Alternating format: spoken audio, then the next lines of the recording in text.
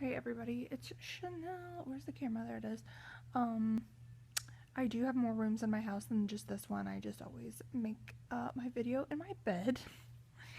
So, anyway, today is Tuesday. It was weigh-in day. I went from 249 to 246.3, and so that's like 2.6 pounds lost, pretty much. Kind of, I mean, I can't help but say I'm kind of disappointed because I've been like sticking completely to plan and working out, and I haven't in a long time. So I thought it might have been like a bigger drastic loss, um, but I'm cool with that. I mean, when I think about it, any other week I would be really excited to lose 2.5 pounds, but I think it's because it's the first week I thought it might have been a bigger loss, but whatever. Loss is a loss. So I had my husband hide the scale again, and I'm just gonna keep on keeping on. I think the other reason the new has kind of wore off is like, have you ever been losing the same 10 to 15 pounds for like 5 years? That's where I'm at right now. So like these numbers are not new to me. I'm like, just go away. Go away. The 240s, I'm like, if you could just go away, that would be great. So I have 6 more pounds to lose, and then they'll be gone. And then I'll be getting excited again. So I just need to do that. Um, and I guess I'm doing something. So whatever.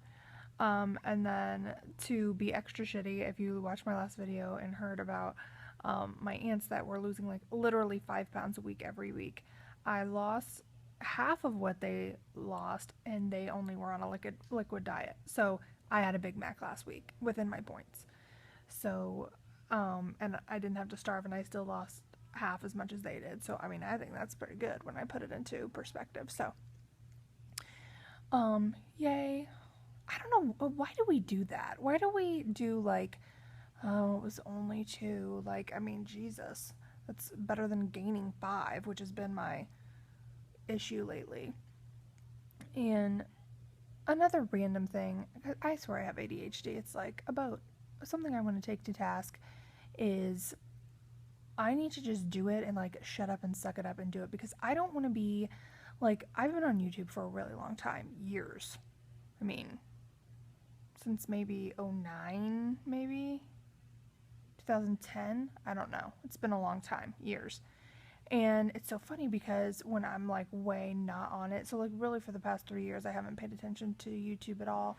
And so now I'm back, and it's kind of like when you come back and you see the same people and they haven't lost 1 pound since the last time you saw them 3 years ago. I don't want to be that bitch, and I'm kind of being that right now. You know what I'm saying? Because I'm even trying to decide if I want to still follow these people, because I'm like, okay, if you legit had no excuse and you've been on here for 6 years and you still haven't lost the weight, like either we need to like shut up and do it, or just accept that we're gonna be overweight forever. Like one of the two things, because I mean, really, it's torture. Perpetual diet for 6 years, and Jesus, for most of us that have been overweight, we've been dieting since we were in middle to high school. You know what I mean? This is a lifelong issue for me. And so I'm like, I'm gonna shut this door. I'm like, can I just get it done? Can I get it done? And then maintain, like, weight's always gonna be an issue for me my whole life. It just is. I'm always gonna have to work on it. But like, can I get the bulk of it off? Because how inspiring am I that I'm like, hi, we're on year 6 together, and guess what? I've pretty much gained and lost the same 15 pounds 79 million times. And guess what? I'm still fucking there. Like that's where I'm talking. That's what I'm talking about right now. Wow, you're getting like a pretty much full view of my room. And yes, I do have Halloween stuff up. Don't judge me. I put it up. Oh, there's me and my husband. He's a dreamboat, and I need to get it together. So, he never says anything about my weight, freaking ever. He's just more concerned now that I've had a couple health problems, and like I said in my last video, I've never had health problems. This has never been a problem, and now it's a problem. So, okay. I'm at 5 minutes and I really haven't said a whole lot. I went to the counseling session yesterday. It was good-ish, but I spent so much time telling the background story of what my problem is. The long and short of it is we work with family We have about 35 family members that work with us at our family business that has about 350 employees, so it's a large business. My mother's generation is kind of in charge now. We're coming in. I'm the oldest of the third generation, so my husband and I have worked there for a while. And then my cousin came with his wife, and they're douche dick assholes. Like, they never fucking work. They want to make $1 million and never fucking work. And they've pretty much made, and they don't care. But not only do they not want to work, they want to make big, like, decisions for the company when they don't know shit about anything. So, no one is, everyone's trying to correct them. Their mother's having, like, a freak out. It's just a nightmare. So this has been, like, sucked into my normal life and, like, absorbing all my free time. So it's causing a lot of anxiety, blah, blah, blah. So that's what I talked to her about. It took so long to explain the story that I'm going back on Wednesday to hopefully learn some coping mechanisms on how to deal with what she called irrational people. So hopefully that will help me out. What else? I saw a couple videos. I don't know if you follow me. I can't really remember your name. I think it's Shelby, and you were having a lot of issues with your gallbladder. Girl, when I was 8 weeks pregnant with my second daughter, I had a gallbladder attack. I thought I was dying, and because I was pregnant, I couldn't have any pain medication, and I couldn't get it out. And if the stones would have blocked my pancreas, it could have caused pancreatitis, which would have killed me. Could have, probably would have. And so I can remember being there, and they're like, well, you might have to make a decision, like, about your child, and, like, if you're going to continue this, because you might have to have this out. It was the most horrifying experience of my life. So get that shit out. Like, just get rid of it while you still can. Because it's terrible. But I also felt bad about having gallbladder problems, because usually gallbladder are the 3 F's. For female, 40, and fat. And so I was 29, female, and fat. So I just felt like, oh my God, is this a sign that my life will be ending earlier because I am having problems 10 years earlier than your average bear? I don't know. But enough about having a pity party. Sorry I get so close. I'm doing this on my iPad, so it's like I have to hold it way the hell out, or you're all up in my grill. Sorry. I did work out yesterday. I ran again. I probably ran 3/4 of a mile. I didn't get the whole mile. I was dying from being sore from the day before, but then I walked the rest of the way. So I did something. Whatevs. Like, I'm not beating myself up about it. I did something. And what else? Let's see.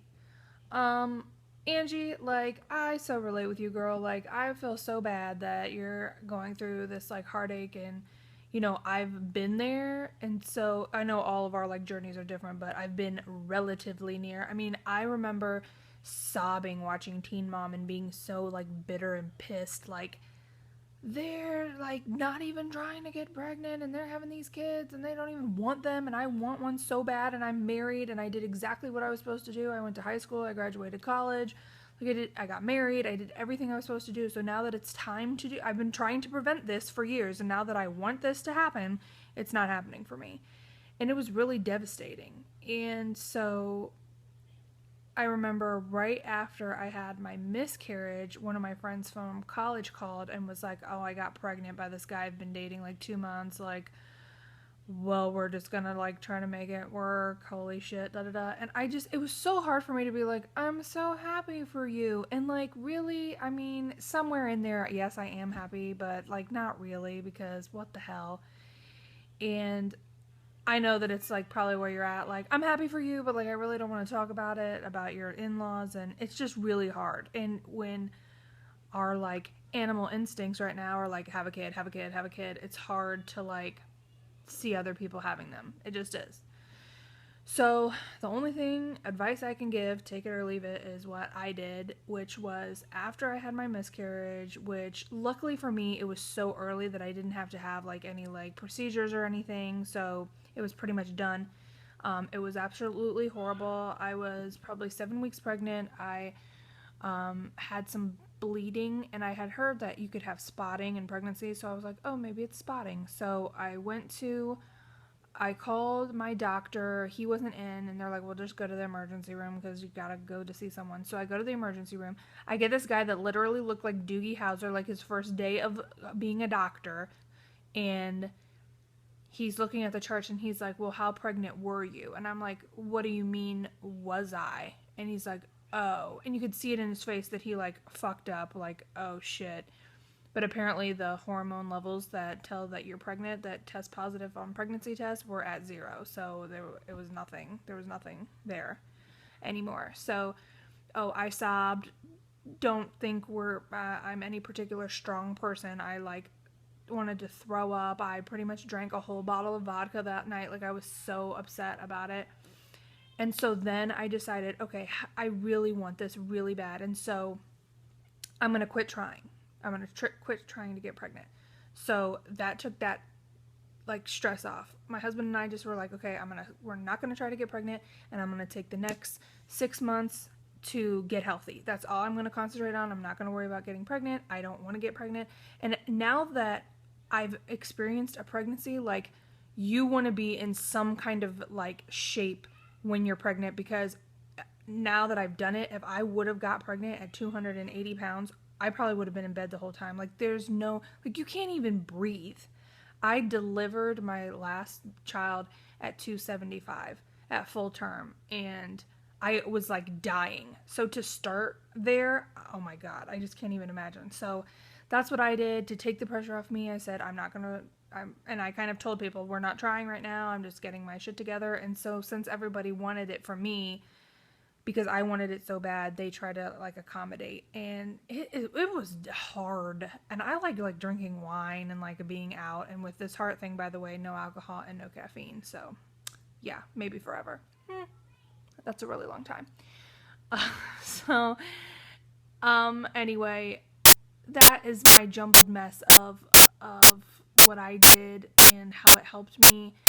And I think I was feeling so good about myself after I lost that weight that helped take the stress off a little bit and helped me get pregnant. It still took a year. After I lost the weight, it still took a year. So it took a while. And no medications helped, like no nothing. Like, it was crazy. My husband had to get tested. I had to get tested. Like, and yes, nope, no insurance covers any fertility, anything. So it was really shitty. So that's all I've got as advice to, I don't know, that's all I know. So anyway, that's enough rambling. Thanks for the headboard. My cousin always makes fun of me, and my husband, because they tell my husband he sleeps in a princess bed. It is not a princess bed. It is like mute. It's just, kind of girly. Anyway, alright, that's enough rambling for today. I'll talk to you guys tomorrow.